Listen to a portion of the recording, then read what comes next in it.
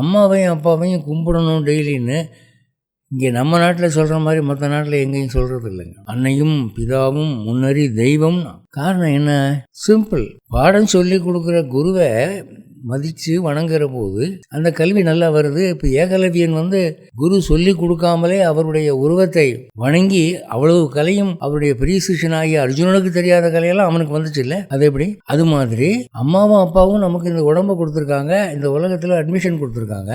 அவர்களை வணங்குகிற போது நமக்கு இந்த உலக வாழ்க்கை செழிக்கும், உடம்பு நல்லா இருக்கும். பேசிக் எதுக்கு வணங்கணும்னா இதுதான்.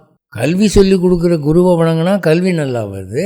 இந்த உடம்பை கொடுத்த அம்மா அப்பாவை வணங்கினா இந்த உடம்பு நல்லா இருக்குது. இந்த உலகியல் வாழ்க்கைக்கு அவங்க தான் நம்ம சேர்த்து விட்டாங்க, வாழ்க்கை நல்லா இருக்கு. அதனால் இதை முக்கியமாக வைக்கணும் மனசில், இதை கடைப்பிடிக்கணும். அதனால் நீங்கள் கடவுளை கும்பிடுங்க வேணாங்கலை, ஆனால் இவர்களை விட்டுறாதீங்க. தாய் தகப்பனை யார் இன்னைக்கு கும்பிட்றா? வர வர எல்லாம் மறந்துக்கிட்டு வருது.